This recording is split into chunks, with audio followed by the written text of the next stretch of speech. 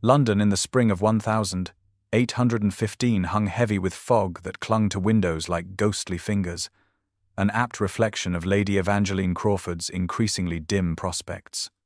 She stood before the looking-glass in her bedchamber, critically assessing the woman who gazed back at her, a woman of 23, whose intelligence sparkled in grey eyes that had seen too much disappointment for their relatively few years. Her chestnut hair had been arranged simply by her maid, adorned with her mother's last remaining pearl pins, while her gown of faded blue silk had been cleverly remade for the third season, its modest neckline and sleeves reflecting both propriety and their reduced circumstances. Another ball. Another evening of standing along the wall while younger, prettier, wealthier debutantes fluttered and preened before eligible gentlemen. At 23, Evangeline was already considered firmly on the shelf, a fact that might have troubled her less had her father's gambling debts not made a suitable match, her only hope of security. Lord Crawford had lost everything but their modest townhouse on the unfashionable edge of Mayfair, and even that final sanctuary hung by the thinnest of threads. Evangeline sighed, pinching colour into pale cheeks as voices drifted up from her father's study below, male voices speaking in tones too urgent to bode well. Gathering her skirts, she moved silently to the landing, where the ancient floorboards had long ago revealed their secrets to her careful steps. The first voice belonged to her father, slurred and desperate as it had become these past years. The second voice, however, sent an involuntary shiver down her spine, deep and commanding with the unmistakable authority of power and privilege. The Duke of Blackwood, Sebastian Montgomery, a man whose name was whispered in London drawing-rooms with equal parts, fascination and dread.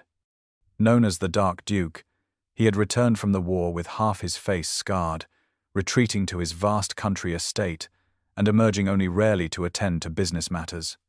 Why such a man would be in their modest home at this hour defied explanation, until her father's next words clarified everything with horrifying precision. "The sum is considerable, Your Grace, but surely we might arrange more favourable terms." There was a pause, then the Duke's voice, cold as a winter's night. "The terms are precisely as stated, Crawford. I have purchased all your debts. Your creditors answer to me now, and the only terms I will accept involve your daughter." Evangeline pressed a hand to her mouth, stifling a gasp as her father stammered something inaudible. The Duke's response came with chilling finality. "Lady Evangeline has caught my interest. Whether that serves to your advantage or complete ruination depends entirely on your cooperation. I will expect an answer within the fortnight." The sound of retreating footsteps and the front door closing signaled the Duke's departure, leaving Evangeline frozen on the landing, her heart thundering against her ribs as the terrible truth dawned.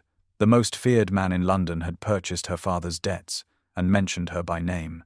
She was, it seemed, already caught in an invisible snare, though she had yet to understand why the notorious Duke of Blackwood had set his sights on her of all people.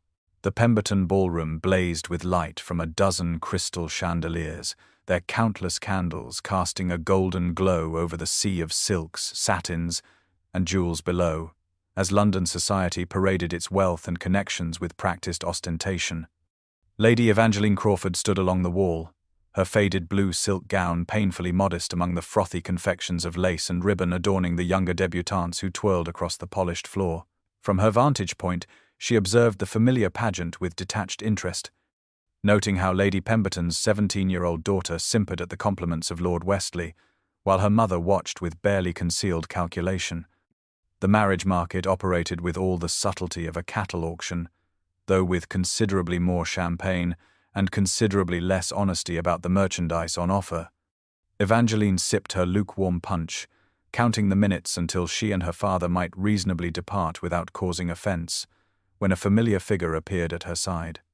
Thomas Harrington, her childhood friend and the second son of Viscount Merryweather, bowed with exaggerated formality before leaning against the wall beside her, his expression uncharacteristically grave. He had been abroad these past months, serving as secretary to the British ambassador in Vienna, and his unexpected appearance tonight momentarily brightened her spirits until she noted the concern in his usually merry blue eyes. Without preamble, He informed her that London hummed with the most shocking rumour concerning her father, and none other than the Duke of Blackwood. The tongue whispered that Lord Crawford had promised her hand in marriage to the reclusive nobleman to settle his substantial gambling debts, a prospect so alarming that Evangeline nearly dropped her punch cup. The Dark Duke, as society had dubbed him, had returned from the Peninsular War with half his face devastated by burns, a physical manifestation of the darkness rumoured to lurk within his soul. He had retreated to his vast country estate of Blackwood Manor, emerging only to attend to business matters and reportedly terrifying those unfortunate enough to encounter him. Some claimed he had killed men in duels over minor slights, while others whispered of occult practices conducted in the east wing of his ancestral home. Thomas watched her face carefully as he relayed these tales, adding in a low voice that the Duke was said to be obscenely wealthy but utterly ruthless in business and personal matters alike. Evangeline maintained her composure through years of practiced dignity, though her mind raced with the implications of what Thomas revealed. The mysterious conversation she had overheard suddenly made terrible sense, the Duke's interest in her, not a passing fancy, but a calculated acquisition. She was, it seemed, to be purchased like one of his estates, a transaction between men of property with her consent, neither sought nor required. The very thought sent ice through her veins, even as the overheated ballroom swirled with laughing couples oblivious to her distress, the music continuing its cheerful melody, while Evangeline contemplated a future, chained to a scarred, bitter man who collected debts and apparently unwilling brides. The modest townhouse on Wimpole Street seemed to shrink further as rain lashed against its windows, mirroring the storm brewing within its faded walls as Evangeline confronted her father in his study. Lord Crawford sat slumped behind his desk, a decanter of brandy half emptied beside scattered papers bearing red wax seals and threatening inscriptions. His once handsome face had grown haggard, the legacy of grief and gambling etched into premature lines as he avoided his daughter's steady gaze.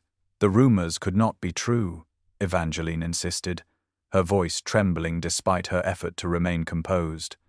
She would not be bartered away like chattel to settle his debts, particularly not to a man whose reputation chilled even the hardiest souls in London. Her father flinched at her accusations, running shaking fingers through silver-streaked hair as he attempted to explain what had transpired with the Duke of Blackwood. Yes, the Duke had indeed purchased all their outstanding debts, consolidating power over their financial future in his singular grasp. But no, there had been no explicit arrangement regarding marriage, merely an interest expressed in Lady Evangeline that remained frustratingly vague. "He wants something from us, from you specifically," Lord Crawford admitted, his bloodshot eyes finally meeting hers with a mixture of shame and bewilderment, "but he has not stated his terms. Clearly beyond requiring your presence at Blackwood Manor for a matter he claims concerns your mother." At the mention of her long-deceased mother, Evangeline felt her indignation falter momentarily, confusion replacing righteous anger. What possible connection could exist between her gentle mother, gone these 12 years, and the fearsome Duke of Blackwood? Her father offered no answers, only the devastating revelation that their time had run shorter than she realized. The Duke had granted them a single week before foreclosing on their home, the final refuge they had managed to retain through years of diminishing circumstances. After that, they would face the horrors of debtor's prison, a fate her father had thus far avoided through increasingly desperate measures. Evangeline paced the threadbare carpet, her mind racing through options that dissolved like sugar in tea the moment she examined them closely. They had no relatives wealthy enough to assist them, no possessions valuable enough to sell, and her modest skills as a governess or companion would not earn enough to address debts of such magnitude. Her father watched her with the hollow eyes of a man who had gambled away not only his own future, but his daughter's as well, leaving them at the mercy of a man whose motives remained as shadowed as his scarred face. The study seemed to close in around them, the walls whispering of imminent loss while the rain continued its relentless assault, each drop another second ticking away toward their inevitable ruin. Within this suffocating atmosphere of impending calamity, Evangeline felt something harden within her chest, a determination born of desperation, and the bitter knowledge that she alone must find a path through this darkness her father had created, whatever sinister intentions the Duke of Blackwood might harbour toward her, or the memory of her mother. The next 3 days found Evangeline sequestered in her father's study, sifting through mountains of correspondence, financial documents, and personal papers with the desperate energy of a drowning woman seeking any fragment that might float. Lord Crawford had taken to his bed with a convenient headache born more of brandy than genuine affliction, leaving her to untangle the web of their precarious situation alone. The connections between her father and the Duke of Blackwood remained frustratingly obscure until she discovered, buried beneath a stack of unpaid bills, a bundle of yellowed letters exchanged between her mother and a woman named Lady Eleanor Montgomery, who Evangeline realized with a start must be the Duke's mother. The correspondence hinted at a friendship formed during their shared seasons and maintained until her mother's untimely death, though the precise nature of their connection remained tantalizingly vague. More pressing still were the documents detailing the extent of their debt to the Duke, sums so astronomical that Evangeline felt physically ill contemplating them. It was while searching for additional information about Blackwood Manor itself that she uncovered the most intriguing document of all, tucked inside an ancient atlas of notable English estates.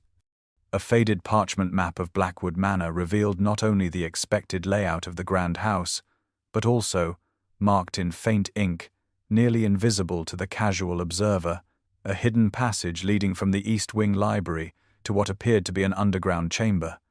Scrawled in the margin in her father's unmistakable handwriting were the words Blackwood Vault, rumoured repository of family treasure. Evangeline sat back in her father's chair, heart racing as possibilities crystallized in her mind.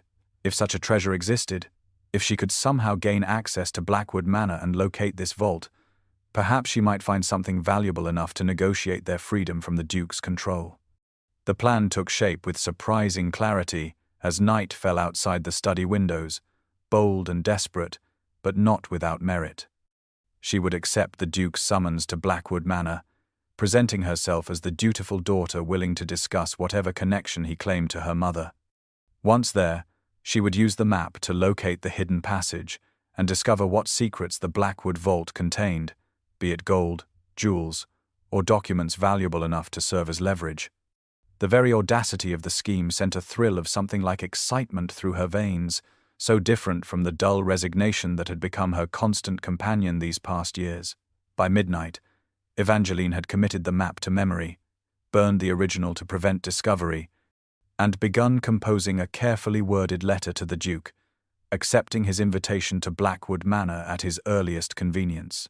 The Evangeline Crawford who had stood meekly against ballroom walls watching life pass by was transforming into someone bolder, someone willing to take extraordinary risks to secure her future rather than passively awaiting whatever fate men decided for her, even if that transformation led her directly into the lair of the man London called the Dark Duke. The journey to Blackwood Estate took Evangeline through increasingly wild countryside, the neat hedgerows and cultivated fields of southern England gradually surrendering to ancient forests and mist-shrouded moors as the hired carriage laboured over rutted roads rarely travelled. By the time the imposing silhouette of Blackwood Manor appeared on the horizon late in the afternoon of the second day, Evangeline had begun to understand why local villages spoke of the estate in hushed, superstitious tones. The massive structure loomed against the darkening sky like something from a Gothic novel, all towering spires, blackened stone, and rows of windows that reflected the fading light like unseeing eyes.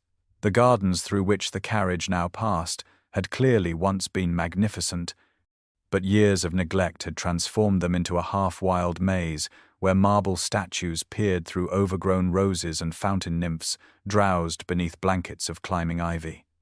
Gargoyles leered from the roofline, their grotesque stone faces contorted in silent screams or mocking laughter as they had for centuries, bearing witness to generations of Blackwood secrets. When the carriage finally crunched to a halt before the grand entrance, Evangeline steeled herself for the performance upon which her desperate plan depended. She had written ahead announcing herself not as Lady Evangeline Crawford, but as Miss Evangeline Smith, paid companion to the Duke's elderly cousin, Lady Elizabeth Montgomery, who had requested a visit to her family home before her health failed completely. The fiction was carefully constructed around fragments of truth gleaned from her mother's letters, gambling on the likelihood that the Duke, who had spent years abroad and in seclusion, might not be fully acquainted with his extended family connections. An ancient butler admitted her with the stiff formality of one unaccustomed to visitors, his rheumy eyes betraying no suspicion as he informed her that Lady Elizabeth would be shown to her chambers when she arrived, and that His Grace was indeed in residence, but rarely received guests. The vast entrance hall through which she followed him spoke eloquently of faded grandeur, its marble floors dulled by time, its tapestries heavy with dust, and its furnishings shrouded in Holland covers like patient ghosts. The handful of servants she glimpsed moved silently through shadows, their expressions as closed as the numerous doors they passed. Evangeline noted each landmark against her memorized map: the grand staircase, the portrait gallery, the east wing corridor that would lead eventually to the library concealing the hidden passage she sought. The air held the musty scent of disuse mingled with beeswax and something else, something indefinably masculine and alive that suggested the presence of the manor house's notorious master. As the butler left her in a surprisingly comfortable bedchamber, Evangeline allowed herself a moment of trembling reaction before straightening her spine and unpacking the few belongings she had brought for her charade. She had successfully infiltrated Blackwood Manor, but the most dangerous part of her plan still lay ahead, requiring her to navigate this labyrinthine house, locate the vault, and avoid discovery by the one man in England who might recognize her true purpose, the mysterious Duke himself. For 3 days, Evangeline employed her role as a laddies companion to explore the vast, labyrinthine corridors of Blackwood Manor, explaining her wanderings as attempts to familiarize herself with the house before Lady Elizabeth's arrival, a fiction that grew increasingly tenuous with each passing hour. The ancient butler, Mr. Winters, had informed her that His Grace rarely emerged from his study before dusk, allowing her relative freedom during daylight hours to compare the actual layout of the manor to her memorized map. Each morning she ventured a little further, carefully noting locked doors, unused wings, and potential paths to the library that concealed the entrance to the hidden passage. The few servants she encountered seemed surprised by her presence, but not suspicious, their isolation having rendered them hungry for fresh conversation and gossip from London. From the housekeeper, Mrs.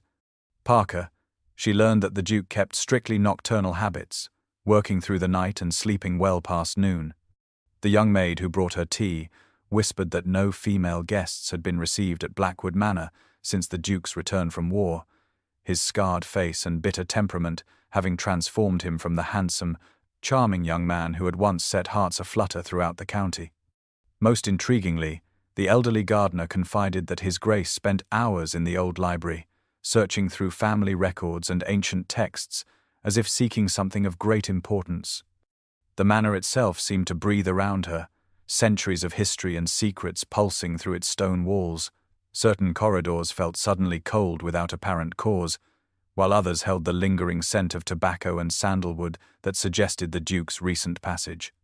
Covered portraits lined the gallery, draped in black cloth as if in perpetual mourning, while locked rooms beckoned with mysterious purpose. By the 3rd day, Evangeline had successfully located the East Wing library mentioned in her father's map, a magnificent 2-story chamber, lined with thousands of volumes and dominated by an enormous stone fireplace bearing the Blackwood coat of arms, a raven clutching a burning branch.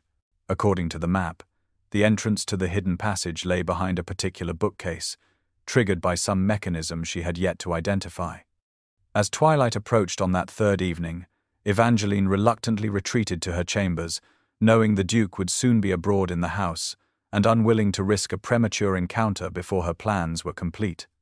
She sat at the small writing desk in her room, recording her observations and plotting her next steps when a soft knock at her door announced the arrival of Mrs. Parker with an unexpected message.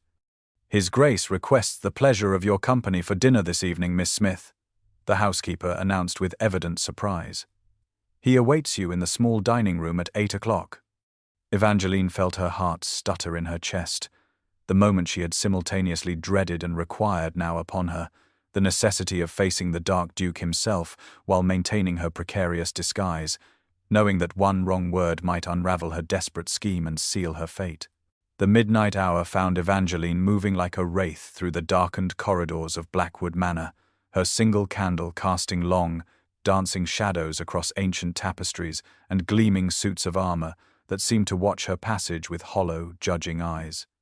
Her dinner with the Duke earlier that evening had been a tense affair of carefully measured words, his piercing gaze studying her with an intensity that suggested he found her story lacking, though he had said nothing to indicate suspicion. Now, with the household asleep and even the most nocturnal master presumably retired, she seized her opportunity to locate the hidden passage revealed in her father's map.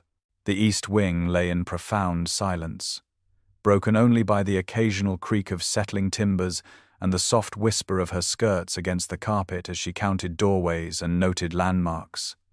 The key she had carefully purloined from the housekeeper's ring earlier that day felt cold and heavy in her palm, a tangible reminder of lines crossed and risks taken that the desperate Evangeline of a week ago would never have contemplated. At last, she reached the oak-paneled door that, according to her calculations, should lead to an antechamber connecting to the library and the hidden passage beyond. Heart thundering in her chest, she inserted the stolen key, wincing at the metallic scrape as the ancient lock reluctantly yielded to her touch. The door swung inward on surprisingly silent hinges, revealing not the expected antechamber but a spacious bedchamber, bathed in silvery moonlight streaming through tall, uncurtained windows.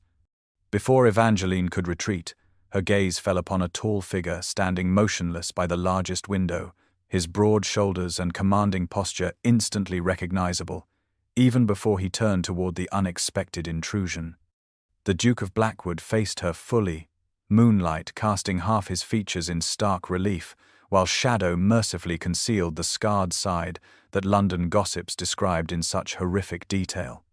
In that frozen moment of mutual shock, Evangeline noted absurdly that even with his rumored disfigurement, Sebastian Montgomery possessed a raw masculine beauty in his strong jaw, penetrating eyes, and the proud carriage of his head.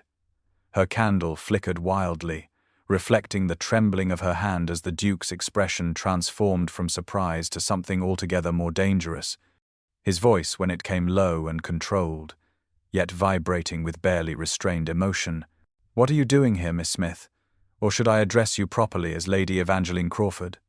The use of her true name shattered any hope of maintaining her deception, the careful fiction she had constructed collapsing like a house of cards as the Duke moved toward her with the fluid grace of a predator cornering its prey. Her mind raced desperately for explanations, excuses, anything to justify her presence in his private chambers at midnight, but found only the damning truth that she had come to Blackwood Manor under false pretenses with the explicit intention of locating and exploiting whatever secrets the family vault contained. The Duke of Blackwood moved with astonishing speed for so large a man, crossing the moonlit chamber to close and lock the door before Evangeline could gather her scattered wits enough to flee. The decisive click of the key turning in the lock echoed with dreadful finality in the silence between them, sealing her fate as surely as a judge's gavel. "Lady Evangeline Crawford," the Duke said, his deep voice surprisingly gentle despite the gravity of the situation. "How very interesting to find you prowling my bedchamber at midnight, when you were supposedly the companion to a non-existent relative." His face remained half-shadowed as he circled her slowly, his movements controlled yet fluid, like a great cat assessing a particularly puzzling prey. Evangeline raised her chin, summoning dignity from some hidden reserve as her mind raced through increasingly desperate options, each more implausible than the last until truth alone remained, stark and damning yet oddly liberating. With surprising steadiness, she confessed everything: the overheard conversation, her father's mounting debts, the discovery of the old map showing a hidden passage supposedly leading to the Blackwood vault, and her desperate plan to find something valuable enough to bargain for their freedom from his control. Throughout her halting explanation, the Duke remained unnervingly silent, his expression unreadable, until she finished with a soft plea that he understand the desperation that had driven her to such extremes. A long moment passed before he responded, moving to light several candles that gradually pushed back the concealing shadows, revealing his face fully for the first time. The scarring was indeed present along the left side, a pattern of healed burns that pulled slightly at his eye and corner of his mouth, yet far less monstrous than London gossip had painted. More shocking was the unexpected amusement that brightened his gaze as he regarded her with what appeared to be reluctant admiration. "So, Lady Evangeline," he said, "you would rather become a thief than my wife?" The blunt statement struck her like a physical blow, confirming her worst suspicions while simultaneously raising questions that scattered her thoughts like autumn leaves in a gale. He had indeed intended marriage, yet seemed more intrigued than angered by her attempted burglary, as if her desperate scheme had revealed something about her character that he found unexpectedly compelling. The tension between them shifted, transforming from the fear of discovery to something more complex and infinitely more dangerous, charged with unspoken possibilities, and the sudden, disorienting awareness that the man before her bore little resemblance to the monster of her imagination.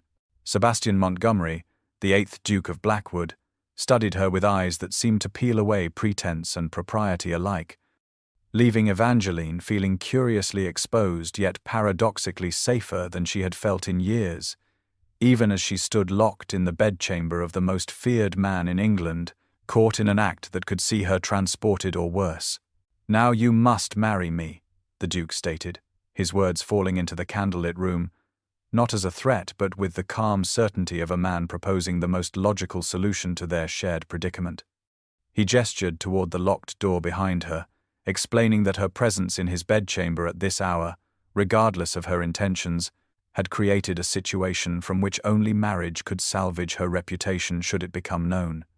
Evangeline felt indignation rise like a tide within her chest, washing away caution and propriety alike as she responded with unexpected fire. "I would rather go to debtor's prison than enter a marriage of convenience with a man who purchases brides through their father's gambling debts," she declared. Her chin lifted in defiance despite the precariousness of her position.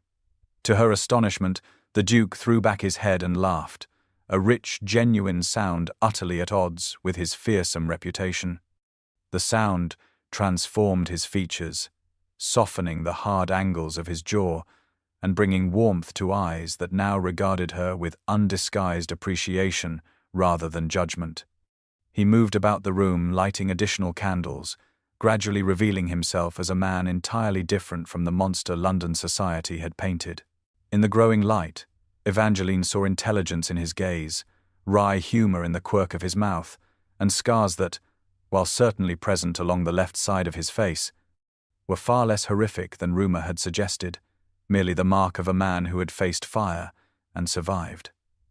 When he spoke again, his voice carried a new note of respect mingled with something that might have been hope. "You have spirit, Lady Evangeline, and honesty as well. Qualities I find vastly more appealing than the simpering deference most ladies offer in pursuit of my title and fortune." He moved closer, close enough that she could detect the scent of sandalwood and leather that clung to his skin, yet maintaining sufficient distance to avoid impropriety despite the intimacy of their surroundings. "I offer you a bargain instead," he said. "1 month at Blackwood Manor as my guest, properly chaperoned and with all propriety observed. Give me that time to prove that a marriage between us could be based on mutual respect and genuine compatibility rather than mere financial convenience. If at the end of that period you still find the prospect of becoming my wife so abhorrent, I shall forgive your father's debts entirely and return to London with no stain upon your reputation." The proposition hung in the air between them, unexpected and bewildering in its generosity, yet fraught with implications that sent Evangeline's pulse racing. 1 month to discover the man behind the fearsome Duke of Blackwood, 1 month to determine whether Sebastian Montgomery might be someone she could respect, perhaps even care for, rather than the cold-hearted nobleman who had purchased her father's debts with calculated precision. Dawn crept through the uncurtained windows of the Duke's bedchamber, painting the room in soft rose and gold that seemed at odds with the extraordinary conversation that had continued through the night as Evangeline and Sebastian Montgomery negotiated the terms of their unusual arrangement. They had moved from his bedchamber to a small adjoining sitting room hours ago, the door left pointedly ajar for propriety despite the damage already done to her reputation. The Duke explained with remarkable candor that young Thomas, a footman who had been with the household since boyhood, had observed her entering the Duke's private chambers, a fact that could not be undone regardless of her intentions or the outcome of their discussion. Her reputation, already compromised by this nocturnal visit, could only be salvaged through either immediate marriage or a plausible alternative explanation that the servants might accept without question. Sebastian proposed that they announce a formal courtship, explaining her presence in his rooms as a late-night discussion regarding her father's debts, a conversation that had naturally led to a more personal connection between them.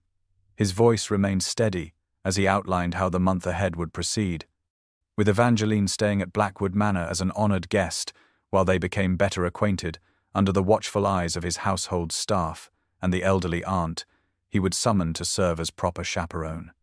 Throughout his explanation, Evangeline noted the careful consideration in his plans, the respect with which he addressed her concerns, and the absence of the cold calculation she had expected from the man who had purchased her father's debts. When she questioned why he would offer such generous terms rather than simply demanding her compliance, Sebastian turned fully toward the window, allowing the dawn light to illuminate the scarred side of his face without concealment or shame. He explained quietly that he needed a wife who saw beyond his physical appearance, a woman of intelligence and spirit who might come to care for the man rather than merely tolerate his title and fortune. She had proven herself both resourceful and brave in her attempt to save her father, qualities he admired far more than the artificial accomplishments valued in London ballrooms. The genuine vulnerability in his admission touched something unexpected in Evangeline's heart, softening her resistance, even as practicality forced her to recognize that his offer represented her only viable path forward. With the morning light strengthening around them, she reluctantly agreed to his proposal of a month-long courtship, maintaining the right to refuse his hand at the end of that time with no financial penalty to her father. As Sebastian formally opened the sitting-room door to escort her back to her own chambers, Evangeline felt strangely light-headed. Uncertain whether from exhaustion after the long night or the disorienting sensation of having discovered a man of honor and complexity where she had expected to find only a monstrous creditor. The Duke of Blackwood, it seemed, might be as different from his fearsome reputation as Blackwood Manor itself was from the cold, soulless fortress of her imagination. News of the engagement between Lady Evangeline Crawford and Sebastian Montgomery, Duke of Blackwood, spread through London with the swift inevitability of scandal, carried on whispers from drawing-room to ballroom until it seemed the entire ton spoke of nothing else. The circumstances proved simply too delicious for society to resist, the impoverished spinster somehow securing the kingdom's most eligible yet reclusive bachelor, a man whose fortune was exceeded only by his fearsome reputation and mysterious scars. 2 weeks after their extraordinary agreement, Evangeline found herself standing beside Sebastian at Lady Harrington's dinner party, the Duke's first appearance in London society since his return from war years earlier. His presence had caused a sensation, conversations faltering and resuming in hushed tones as they entered the ornate drawing-room together, his hand placed protectively at the small of her back.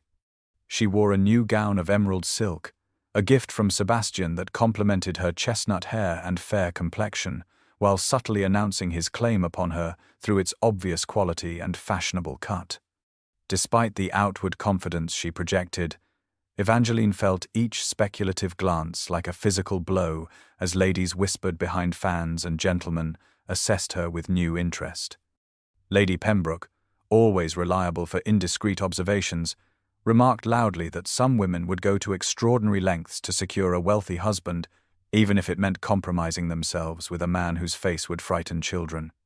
From another corner came whispered theories about her mysterious visit to Blackwood Manor, suggestions that she had deliberately entrapped the Duke in some scandalous situation to force his hand, while others speculated that only financial desperation could drive a woman to marry a man so disfigured, no matter how substantial his fortune. Most discomforting were the reactions of gentlemen who had previously overlooked her at countless social events, their dismissal now transformed to calculating assessment as they re-evaluated the woman who had somehow captured the interest of one of England's most powerful men. Thomas Harrington alone greeted her with genuine warmth, though concern shadowed his eyes as he studied the tall figure, who remained steadfastly at her side throughout the evening. Sebastian endured the scrutiny with rigid dignity, his expression betraying nothing as curious gazes lingered on his scarred face, though Evangeline noted the tension in his shoulders and the tightening of his jaw when particularly cruel whispers reached their ears. During dinner, seated beside her as protocol demanded of an engaged couple, he leaned slightly closer when Lady Westmoreland made a particularly cutting remark about fortune hunters with ingenious methods.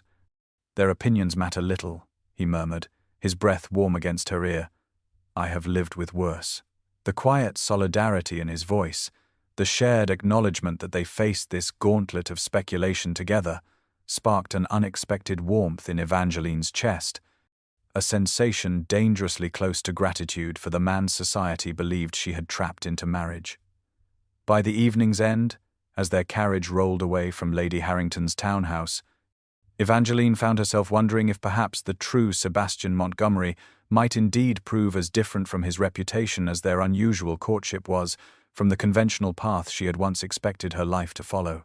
The return to Blackwood Manor after London's scrutiny felt surprisingly like sanctuary to Evangeline, the ancient stones and quiet corridors offering respite from society's cruel speculation. Under the watchful but discreet eye of the Duke's elderly aunt, Lady Margaret Montgomery, who had arrived to serve as chaperone, Sebastian began sharing the private world he had created within his ancestral home. Each day revealed new facets of the man behind the fearsome reputation, beginning with his magnificent library that extended far beyond the chamber she had sought that fateful night. The two-story room housed not only centuries of family records, but collections of scientific treatises, philosophical works, and correspondence with leading minds across Europe. Sebastian showed her his experimental gardens, where he cultivated rare medicinal plants, explaining complex botanical principles with passionate enthusiasm that transformed his usually reserved demeanor. In his private study, he revealed extensive documentation of agricultural improvements implemented across his vast estates, innovations that had substantially improved the lives of his tenants while increasing productivity through scientific methods rather than increased labor. Most surprising were his detailed sketches for mechanical devices intended to reduce the physical burden on workers, revealing an inventive mind concerned with practical applications of knowledge rather than mere academic pursuit. It was during one such tour of his workshops that Evangeline finally gathered courage to ask about his scars, the visible marks that London society had mythologized into evidence of monstrous character. Sebastian stilled, his hand pausing over a half-constructed irrigation model before explaining quietly that his injuries came not from war as commonly believed, but from rescuing several children trapped in a burning orphanage near his London residence 3 years earlier. He had kept the truth private, allowing the war narrative to persist rather than invite unwanted attention to his act of courage, a revelation that forced Evangeline to fundamentally reconsider everything she had assumed about his character. Later that evening, as they walked through the portrait gallery where generations of Blackwood ancestors gazed from ornate frames, Evangeline asked the question that had lingered since their unusual agreement began: why he had chosen her specifically when any number of younger, more beautiful women would eagerly accept his proposal despite his scars. Sebastian considered her question with characteristic thoughtfulness before explaining that he had observed her at social events for months before approaching her father. While other young ladies performed for attention, simpering and flirting without substance, she had watched and listened with genuine curiosity and intelligence, qualities he found far more compelling than conventional beauty, though she possessed that as well in her own quiet way. His assessment, delivered with matter-of-fact appreciation rather than flattery, stirred something unexpected in Evangeline's heart, the novel sensation of being truly seen and valued for aspects of herself she had long believed society considered irrelevant in a woman. The glass greenhouse adjoining the east wing of Blackwood Manor revealed yet another unexpected dimension of Sebastian Montgomery's private world, a cathedral of light and greenery housing botanical treasures gathered from across the globe. Sunlight filtered through hundreds of glass panes, creating a warm, verdant sanctuary where exotic flowers bloomed in riotous color and the air hung heavy with the mingled scents of jasmine, citrus, and rich earth. Sebastian moved through this domain with evident passion, introducing each specimen with the precision of a natural philosopher and the reverence of a poet. When they paused before a collection of unassuming plants with small white flowers, Evangeline surprised him by identifying not only the plant as valerian, but also detailing its properties for treating sleeplessness and nervous disorders. Her mother, she explained, had maintained a modest herb garden and taught her the medicinal uses of various plants, knowledge Evangeline had expanded through her own reading in her father's library. As she continued, identifying digitalis and discussing its carefully measured use for heart ailments, Sebastian's expression transformed with genuine delight, the reserved aristocrat, giving way to an enthusiastic scholar finding unexpected kinship. "Everyone else sees the Duke of Blackwood and his fortune," he observed with quiet wonder as they paused beside a rare orchid imported from the Americas. "But you see the plants themselves." The simple statement, delivered without artifice or flattery, touched Evangeline more deeply than elaborate compliments from a dozen conventional suitors. That evening, after dining with Lady Margaret, who tactfully retired early citing fatigue from her journey, Sebastian and Evangeline remained in the small drawing room where a fire warded off the spring chill. Their conversation, initially focused on botanical texts, gradually expanded to encompass favorite authors, philosophical ideas, and eventually the personal disappointments that had shaped them both. Sebastian spoke of his isolation after returning from the orphanage fire, how society had recoiled from his scars and whispered about his reclusion until he withdrew completely, finding companionship in books and correspondence rather than ballrooms. In turn, Evangeline confessed the quiet desperation of watching youth and prospects slip away while maintaining the facade of contentment expected of an unmarried woman of good family, the silent invisibility that descended as she passed from debutante to spinster in society's cruel accounting. Their shared understanding of disappointment created a bridge between them, an intellectual connection neither had experienced before. As midnight approached and propriety demanded they part, Evangeline realized with startling clarity that for the first time in her life, she had engaged in conversation with a man who valued her mind as much as any physical attribute, who listened to her opinions with genuine interest rather than polite forbearance. The Sebastian Montgomery revealed in those hours bore no resemblance to the fearsome Duke of Blackwood, yet seemed more substantial, more real, than the phantom that had haunted London's imagination. As they bid each other good-night at the drawing-room door, their hands touched briefly, a contact more meaningful in its restraint than any passionate declaration could have been at this delicate juncture in their unusual courtship. The truth behind Sebastian's interest in Evangeline emerged unexpectedly one afternoon as she explored the rarely used west wing of Blackwood Manor. In a small study filled with stacks of yellowing documents, she discovered dozens of journals, letters, and official correspondence, all relating to a single event, the trial for treason of the 6th Duke of Blackwood, Sebastian's grandfather, during the Napoleonic Wars. Page after page detailed Sebastian's methodical search for a missing document, rumored to prove his grandfather had been acting as a double agent with the full knowledge of the crown, his apparent treason actually a carefully orchestrated deception to feed false information to the French. The evidence had supposedly been sealed in a secret compartment, somewhere within Blackwood Manor, its location lost after the 6th Duke's sudden death before his name could be cleared. With growing astonishment, Evangeline realized the map she had discovered in her father's study, the treasure vault she had sought to plunder, had nothing to do with gold or jewels, but this precious document that might restore the Blackwood family honor. When Sebastian found her amidst the papers, his initial alarm gave way to reluctant candor as he confirmed her suspicions. The Blackwood name had never recovered from the taint of treason despite his grandfather's posthumous pardon, the whispers following their family through generations and contributing to society's eagerness to believe the worst of the current duke. Sebastian's isolation had been as much a conscious choice to focus on clearing his grandfather's name as a reaction to society's cruelty regarding his scars. The most disturbing revelation came when Sebastian admitted Lord Crawford had approached him months earlier, claiming knowledge of the lost document and offering assistance in exchange for financial consideration. The connection between their families had been deliberately orchestrated by her father, who had likely planted the map knowing Evangeline would discover it and seek out Blackwood Manor. The realization that she had been manipulated, not only by her father, but potentially by Sebastian himself, sent Evangeline reeling with confusion and betrayal. When she demanded to know if his interest in her had been merely a calculated extension of his obsession with family honor, Sebastian responded with unexpected rawness. He had indeed purchased her father's debts as a means to establish a connection, but not to trap her in marriage. He had watched her for months at social events, intrigued by her intelligence and quiet dignity. Seeking a way to meet her properly outside the artificial constraints of ballrooms, where his scars and title overwhelmed any possibility of genuine interaction.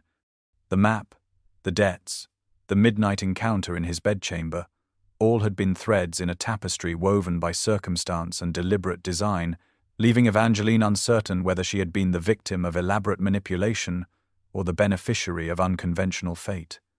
As she left Sebastian standing amidst the evidence of his family's past disgrace and his own complex motives, Evangeline felt the foundation of their growing connection tremble beneath the weight of these revelations, even as a part of her acknowledged the compelling honesty with which he had finally shared his true purpose. The search for the hidden document transformed their tentative connection into something deeper, as Sebastian and Evangeline spent long hours in various chambers of Blackwood Manor, consulting architectural plans, family histories, and the fragments of her memorized map. Their shared purpose created a natural intimacy as they worked side by side in the library, shoulders occasionally brushing as they leaned over the same text, fingers accidentally touching as they reached for the same volume. 3 weeks into their arrangement, a violent spring storm descended upon the estate, rain lashing against the library windows with such fury that Sebastian ordered additional candles and logs for the fire, deeming it unsafe for Evangeline to return to her chambers through the darkened corridors. As lightning illuminated the room in stark white flashes, followed by rumbling thunder that seemed to shake the very foundations of the ancient house, Sebastian gradually revealed pieces of himself he had shared with no other. By firelight, his voice low and measured, he spoke of a childhood marked by isolation, a boy who inherited a title at 12, only to discover it came with crushing responsibility and the weight of a legacy tarnished by whispers of treason. The flame light softened his features, dancing across the scarred side of his face that he no longer tried to conceal from her, and Evangeline felt something shift within her chest as she recognized the profound loneliness they shared, despite their different circumstances. Without planning or considering the propriety, she reached across the small space between them and gently touched his scarred cheek, her fingers tracing the uneven texture with a tenderness that surprised them both. Sebastian froze beneath her touch, his eyes widening with vulnerability and wariness intermingled. "Don't offer comfort you don't mean," he whispered, his voice rough with emotion and doubt born of years facing revulsion or pity. Evangeline moved closer, her heart racing beneath her ribs as she responded softly that perhaps it wasn't comfort she was offering, but something else entirely, something neither had anticipated when their arrangement began. The tension between them shifted, transformed into a current of awareness that seemed to electrify the air like the lightning beyond the windows. When Sebastian finally closed the remaining distance between them, his lips meeting hers with hesitant question, Evangeline answered by leaning into the kiss, her hands rising to frame his face without hesitation or distinction between scarred and unscarred skin. The connection was gentle yet profound, tender yet transformative, a first kiss unlike anything Evangeline had imagined during her years of social invisibility or Sebastian had believed possible after his disfigurement. As they slowly drew apart, the storm continued its assault on Blackwood Manor, yet inside the library a different kind of tempest had forever altered the landscape between them, turning what had begun as an arrangement of necessity into something neither could deny, held the possibility of genuine attachment. The discovery of the hidden chamber occurred 3 weeks into their unusual arrangement, after days of methodical investigation, combining Sebastian's knowledge of the house with Evangeline's memory of her father's map. Working together in the East Wing Library, they identified subtle differences between the current architecture and the original plans, revealing a section of wall that measured slightly narrower than it should. Late one evening, with Lady Margaret safely retired, they pressed and prodded at the wood panelling until Sebastian discovered a concealed mechanism behind a particular volume of family history, causing a section of shelving to swing outward with the reluctant groan of long unused hinges.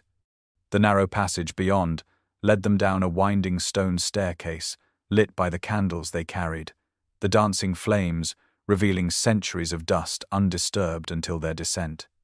At the bottom they found not a vault filled with gold as Evangeline had once imagined, but a small chamber containing a single iron box sealed with the Blackwood crest. Inside lay the document Sebastian had sought for years, his grandfather's signed orders from the Prince Regent himself, authorizing his apparent treasonous activities as part of a complex counterintelligence operation. The evidence that would restore his family's honor had been hidden away for safekeeping, then lost in the chaos following the old Duke's sudden death, waiting decades for rediscovery. Their shared triumph manifested in a moment of unexpected physical connection, Sebastian lifting Evangeline in a spontaneous embrace that set her heart racing before propriety reasserted itself, and he gently set her down, his hands lingering briefly at her waist. In the soft candlelight of the hidden chamber, surrounded by the weight of history and shared purpose, Sebastian regarded her with an expression of such vulnerability that Evangeline felt her breath catch. He confessed in a low voice that while he had begun their arrangement hoping for a practical partnership with a woman of intelligence who might understand his quest, he found himself wanting far more than mere cooperation or even respect. His feelings had evolved beyond his careful plans, becoming something he had neither anticipated nor sought, yet could no longer deny. Evangeline felt her own heart respond to his admission, even as caution and lingering hurt from his earlier revelations held her back. How could she trust that this newfound affection wasn't still part of his plan? She asked softly. Another calculated move in the complex game that had brought them together through manipulation and necessity rather than genuine choice. Her question hung in the air between them, creating new tension where celebration had reigned moments before. The precious document in Sebastian's hands, now overshadowed by the more immediate question of whether two people brought together through such unorthodox circumstances could forge something genuine from foundations built on secrets and finesse. Strategic maneuvering, the transformation of Blackwood Manor from brooding Gothic fortress to glittering social epicenter, seemed nothing short of miraculous as carriages from across the county and beyond delivered the cream of London society to the grandest ball, held at the estate in living memory. Crystal chandeliers blazed with hundreds of candles, fresh flowers adorned every surface, and musicians played from a raised dais, while liveried footmen circulated with champagne and delicacies prepared by a French chef, imported specifically for the occasion. At the center of this spectacular renaissance stood Sebastian Montgomery, Duke of Blackwood, resplendent in formal black evening attire that emphasized his commanding height and broad shoulders, the scarred side of his face no longer concealed by shadow, but worn with the confidence of a man who had made peace with his past. Beside him, Evangeline shimmered in a gown of silver tissue over pale blue silk, her chestnut hair arranged with diamond pins that caught the light with every movement, transforming the once overlooked spinster into a woman of undeniable elegance and poise.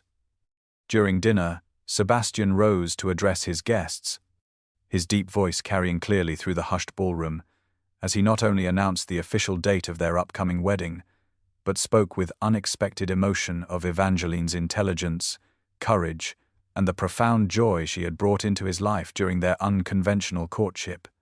The society matrons who had once dismissed Evangeline as an unremarkable wallflower now flocked around her, offering effusive congratulations and invitations to exclusive gatherings, their former condescension replaced by eager cultivation of the future Duchess of Blackwood. Among the guests, Evangeline spotted her father, surprisingly well-dressed and flush with funds, who confided during a brief moment alone that Sebastian had secretly paid all their debts weeks earlier. Regardless of her decision about the marriage, an act of generosity he had kept hidden to avoid influencing her choice. The revelation sent a wave of warmth through her chest, further evidence of the true character of the man she had come to admire beyond all expectation. The evening's only discord arose when Lord Westley, who had once pointedly ignored Evangeline's existence at countless London balls, approached her with wine emboldening his tongue, suggesting loudly that she had compromised herself deliberately to secure the wealthiest husband in England. Sebastian materialized at her side with dangerous speed, his expression hardening as he demanded satisfaction for the insult in terms that brought the surrounding conversations to a startled halt. Before the confrontation could escalate further, Evangeline placed a restraining hand on Sebastian's arm and addressed Lord Westley with glacial composure, observing that a gentleman who had previously found her so thoroughly invisible should hardly concern himself with her affairs now, unless perhaps his sudden interest stemmed from the discovery that he had overlooked a woman of substance while pursuing empty-headed debutantes with larger dowries but smaller minds. The precision of her response, delivered with the quiet confidence of a woman who knew her own worth, silenced Lord Westley more effectively than any challenge to duel, sending him retreating into the crowd, while nearby listeners exchanged glances of appreciative surprise at this transformation of the formerly reserved Miss Crawford into a woman capable of defending both her honor and that of the man who had recognized her value when others had not. The month of their unusual arrangement reached its conclusion on a night when moonlight silvered the formal gardens of Blackwood Manor, transforming the carefully tended paths and ancient topiaries into a dreamscape of shadow and light. Evangeline found Sebastian standing beside the stone fountain at the garden centre, his tall figure motionless as he gazed into the rippling water that caught and fragmented the moon's reflection into thousands of glittering pieces. Her approach was silent across the grass, yet he seemed to sense her presence, turning to face her with an expression carefully composed, though his eyes revealed the tension he sought to conceal. Evangeline paused several steps away, the midnight air carrying the scent of roses and the distant sounds of nightingales, as she stated simply that the month was over and he had fulfilled his promise, their arrangement now complete. Sebastian stood perfectly still for a moment before inclining his head in acknowledgement, his voice steady as he confirmed that, as agreed, she was free to go with all debts forgiven regardless of her decision. Though his words remained controlled, Evangeline noted the slight tension in his shoulders, the barely perceptible tightening of his jaw as he prepared himself for what he clearly expected to be rejection. The moonlit garden fell silent around them, heavy with unspoken emotions that had grown during their extraordinary month together, feelings neither had anticipated when their unusual courtship began through midnight intrigue and financial necessity. Sebastian turned slightly away, offering her the courtesy of a dignified parting, when Evangeline took a step closer and clarified that she hadn't said she was leaving, only that their arrangement was complete. What happened now would be their choice rather than their obligation, words that caused Sebastian to turn back toward her with cautious hope transforming his austere features. The night air seemed to vibrate between them with possibility, as Evangeline continued softly that she had come to Blackwood Manor seeking treasure, but had found something far more valuable than gold or jewels, a man whose intelligence matched her own, whose courage was demonstrated not in battlefield glory but in daily kindness, whose scars reflected not monstrous character but profound compassion. Sebastian moved toward her then, moonlight illuminating the wonder in his expression, as Evangeline acknowledged that what had begun as necessity had transformed into something neither had sought yet both now desired. A partnership founded on mutual respect and genuine affection rather than mere convenience or obligation. As Sebastian reached for her hands, Evangeline felt the garden around them fade into insignificance compared to the intensity of connection between them, the culmination of a journey that had begun with her desperate midnight venture into his bedchamber and led to this moment of free and honest choice between two people who had discovered in each other qualities society had overlooked, misunderstood in them both. Sebastian moved with deliberate grace to kneel before Evangeline in the moonlit garden, the imposing Duke of Blackwood setting aside his title and power to present himself simply as a man in love. The transformation was remarkable, his usual commanding presence giving way to genuine vulnerability as he looked up at her with eyes that held no calculation or strategy, only unguarded emotion that caught the moonlight like the water in the fountain behind them. He spoke softly yet with profound sincerity, reminding her that he had once locked a door and demanded marriage through circumstance and necessity, but now he wished to open every door between them and ask instead for her heart freely given. His hands, strong and steady in all their previous encounters, trembled slightly as they held hers, his voice carrying the weight of a man who had spent years behind carefully constructed walls, now willingly dismantled for the woman before him. In this moment of perfect honesty, Sebastian acknowledged how their unusual beginning had transformed into something neither had anticipated, how the arrangement designed to solve practical problems had revealed possibilities for joy neither had dared imagine in their separate solitudes. Evangeline gazed down at the man kneeling before her, marveling at how far they had both traveled from their first contentious encounter. She no longer the desperate daughter seeking to save her father from ruin, he no longer the cold creditor using debt as leverage. The confidence that now straightened her spine and lifted her chin came not from social position or financial security, but from the profound knowledge of her own worth reflected in the eyes of the man who had truly seen her. With gentle candor that matched his own, she confessed that her heart had been his since he saw her properly, truly saw her when no one else had bothered to look beyond surface judgments and societal expectations. The intellectual connection that had first drawn them together had deepened into something that encompassed mind, spirit, and heart alike, a recognition of kindred souls disguised by circumstance and misunderstanding, until fate, or perhaps their own determination, had revealed what might have remained forever hidden. As Sebastian rose to his feet, the distance between them vanished as she stepped willingly into his embrace, their lips meeting in a kiss that sealed promises no formal document could adequately capture. The sacred nature of their connection, built on foundations of mutual respect and genuine affection, rather than mere convenience or obligation, transformed what had begun as potential scandal into something profound and enduring. Around them, the garden continued its nighttime symphony of rustling leaves and distant birdsong, but for Sebastian and Evangeline the world had narrowed to this single perfect moment of connection, the culmination of a journey that had begun with locked doors and midnight confrontations, and led to the opening of their hearts to possibilities neither had dared imagine before finding unexpected treasure in each other.